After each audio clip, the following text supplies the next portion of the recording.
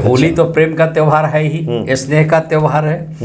Practical तो बातें ये है कि भाई हमारा ब्लड का लहू का कलर, ब्लड का कलर लाल है, तुम्हारा भी लाल है, हम तुम भाई भाई है। प्रेम पर हम गले मिलना ये है। लेकिन प्रैक्टिकल में बहुत जाए तो आजकल हर राजनीति इसमें होली में है घुसी हुई है। और होली के दिन बहुत ज़्यादा क्लेश भी लोग कर लेते हैं। इसमें कुछ वो भी आ गई हैं गलत परंपरा पीने की, खाने की, उसके वजह से बहुत क्लेश होते हैं, एक्सीडेंट होते हैं, दुर्घटनाएं होती हैं, हुड़दंग करते हैं, उसमें हुड़दंग होते हैं। ऐसा नहीं होता है। हमारे ज़माने में जब मैं बच्चा था तो हम क्या देखते थे, मैंने अपनी होली की बात बता रहा हूँ कि एक टेलर मास्टर आते थे घर के बाहर। एक वो होता था जिसको यहाँ पर तो घेर बोलते हैं हम लोग, हमारे यहाँ दलान बोलते थे। हमने घर से वो थोड़ा सा हटके बैठक होता था, बैठक टाइप से होता था, कुर्सी वगैरह सब कुछ लगी रहती थी। तो एक टेलर मास्टर आते थे अपने पौधान वाला टेलरिंग का, अब पूरे खानदान का कपड़ा सिलता था। हम बच्चे थे, खुश होते थे कि नया कपड़ा पहनने को मिलेगा। ग्रुप में कपड़ा सिला जाता था। और होली के दिन सुबह हम लोग मैंने खेल कूद लिए, रंग वंग खेलना है जो बच्चे सब खेल लिए। उसके बाद 2 बजे के बाद नहा धो के सभी देवी देवता के घर में गुलाल चढ़ाना होता है। और जितने घर के बड़े बुजुर्ग हैं सबके पाँव पर रख के प्रणाम करते थे। नया कपड़ा पहनने के बाद दोपहर के बाद 2:30, 3, 4 बजे जो भी है, उसके बाद सारे लोग इकट्ठे हो गए। तो सबसे पहले शुरू होता था गांव के ब्रह्म बाबा, पीपल की देवता होते थे, मंदिर में सभी देवी देवता।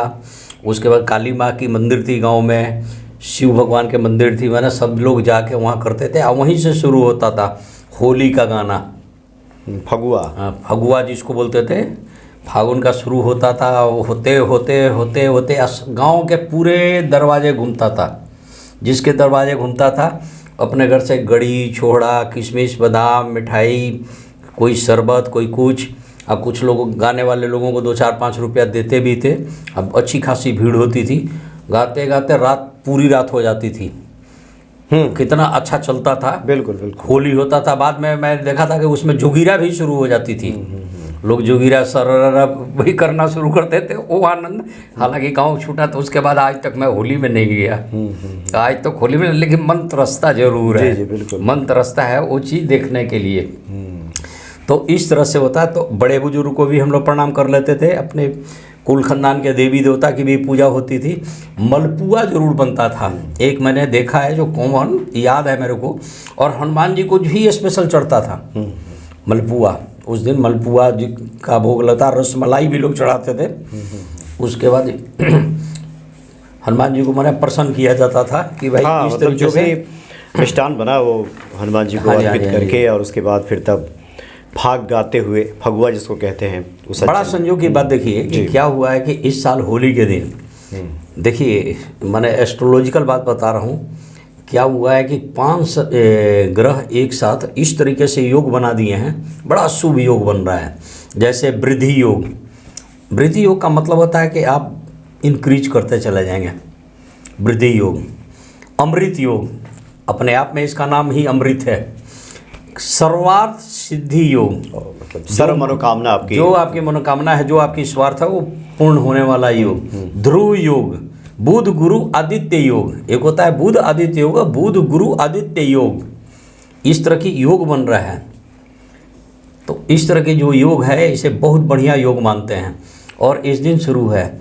अब जिस दिन ये हो गया रंग वाली, उसकी वाली, जिस दिन हम लोग होलिका दहन है, नेक्स्ट डे क्या होता है कि जिस दिन हम लोग रंग खेलते हैं और फिर गुलाल खेलते हैं, तो उस दिन क्या होता है कि केसरिया बूंदी का लड्डू, साथ में इमरती बेसन का लड्डू, चाहे मालपुआ, मलाई मिश्री का भोग जरूर हनुमान जी को चढ़ाना चाहिए।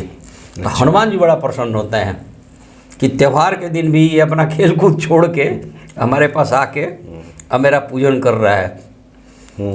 तो ये सब करने के पहले भगवान राम को करना चाहिए, चाहे जो भी देवी देवता मंदिर में विद्यमान है उन्हें भी करना चाहिए। अब इस दिन देखिए, जिस दिन रंग है उस दिन कर्ज मुक्ति के लिए जो लोग नारियल पर लाल चंदन से स्वास्तिक बनाकर हनुमान मंदिर में हनुमान जी को अर्पित करते हैं, और 11 बार ऋण मोचक मंगल स्रोत का पाठ करते हैं। ये कौन से दिन? जिस दिन रंग खेलते हैं, तो मुख्य होली के दिन, होली के दिन, तो उनका कर्ज भी बहुत, उनका ग्राफ नीचे आना शुरू हो जाता है। ये बहुत प्रैक्टिकल बातें बता रहा हूँ, समझे। तो दर्शकगण, मैं आपको बताना चाहूँगा कि मैंने उस दिन आप लोगों को बचाओ कि किसी के इस तरह की गलत एक्टिविटी में न फंसे, आपके ऊपर किसी तरह का नेगेटिव ऊर्जा का प्रभाव न पड़े, या किया कराए का प्रभाव न पड़े, लांघन न पड़ जाए, किसी तरह की परेशानी है, ये बचाव में बताया। और हनुमान जी को कैसे प्रसन्न किया जाए ये भी बताया। सुख शांति कैसे बढ़े, प्रॉस्पेरिटी कैसे बढ़े, बच्चे मन से कैसे पढ़ें, कर्ज से कैसे मुक्ति हो, ये सारी चीज़ें बताया। अब आप बताइए। जी, नहीं, मुख्य तौर पे आपने सब बातें सब बता दी है और बड़े काम की है सब बातें। हाँ, सब बातें अपनी प्रैक्टिकल एक्सपीरियंस में पुरानी बातें बताई मैंने। जी, यार, बिल्कुल कि गांव में हमारे ऐसे ही होता था। हाँ, और मुझे लगता है कि जितने सारे लोग हैं, जो बहुत सारे भक्त हैं जो इस तरह कार्यक्रमों का इंतज़ार में थे जी, कि होली के मौके पर कुछ ऐसी बातें आए कि हनुमान जी की पूजा आराधना करके जीवन को अनुकूलता की तरफ ले जाएं, तो ढेर सारी आपने बातें बता दी हैं। आपने बताया भी जीवन के जितने सारे परेशानियां अगर हैं किसी के जीवन में, उस दिन जरूर उसका सदुपयोग करें, हनुमान जी के श्री चरणों में पूजा आराधना करते हुए इन उपायों को करे, तो उससे निश्चित तौर पर फलाफल की प्राप्ति होगी। बहुत बहुत धन्यवाद आचार्य जी आपका। जय श्री राम, जय श्री राम। हनुमान जी, जय। आप लोगों को होली की हार्दिक शुभकामनाएं। जय श्री राम। जय श्री